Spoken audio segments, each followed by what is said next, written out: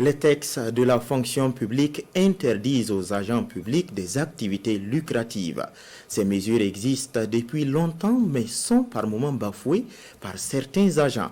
Le ministre de la fonction publique est monté au créneau la semaine passée pour rappeler les risques que courent les contrevenants à ces interdictions. On en sait plus avec Alassane Kendrebeogo et bienvenue Taonsa. Fonctionnaires, commerçants, le ministère en charge de la fonction publique n'en veut pas. Autre que les activités ici notifiées, les agents publics ne peuvent exercer des activités commerciales ou lucratives. Ce n'est pas une disposition nouvelle.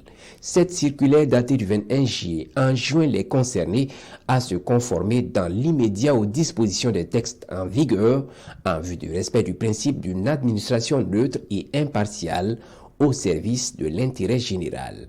Beaucoup de nos collègues fonctionnaires, agents publics de façon globale, continuent de s'adonner à cette pratique d'exercice d'activité commerciale, et souvent même au sein des services publics. Donc ça nous a interpellés et nous avons été obligés de prendre une circulaire pour juste rappeler les dispositions des textes en vigueur. L'administration publique ne doit plus, selon le directeur général de la fonction publique, continuer à supporter une telle situation préjudiciable aussi bien à son fonctionnement qu'à l'activité économique. Mais c'est des attitudes qui conduisent facilement à des prises illégales d'intérêt et à des conflits d'intérêts également, parce que ces acteurs-là souvent permettent de postuler même à des marchés publics. Voilà.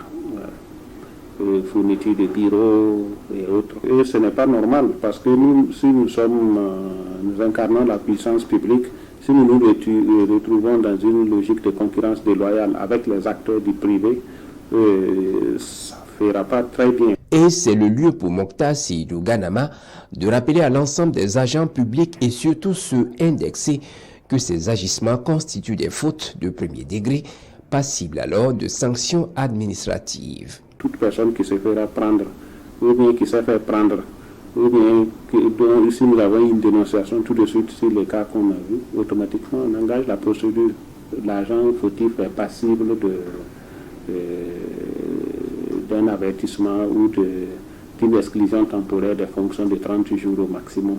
La sanction peut être lourde et aller jusqu'à la révocation. Je viens de vous parler, par exemple, du conflit d'intérêts et du délit d'initié, qui sont pratiquement des infractions pénales. Quand c'est une infraction pénale, et quand le juge est saisi, l'administration suspend la procédure administrative et permet au juge de trancher. Et lorsque le juge tranche, nous, on tire les conséquences. Donc s'il prend 3 mois de prison ferme, par exemple, c'est un licenciement. Alors que pour la plupart des agents publics qui exercent ces activités commerciales, la logique vise à arrondir les fins de mois. Ah oui, nous sommes conscients du niveau de rémunération que nous avons au niveau de l'administration publique. Du reste, on sait que toute rémunération ne peut suffire à un agent. C'est pour ça d'ailleurs que les textes ont prévu des dérogations à la disposition. On permet à l'agent public d'exercer et de pouvoir faire de la consultation.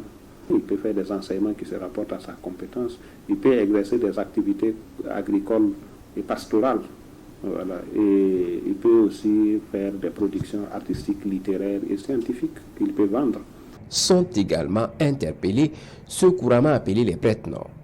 Le message du ministère en charge de la fonction publique à l'endroit de l'ensemble des agents, travailler au respect de l'image de l'administration publique et partant au respect de l'autorité de l'État.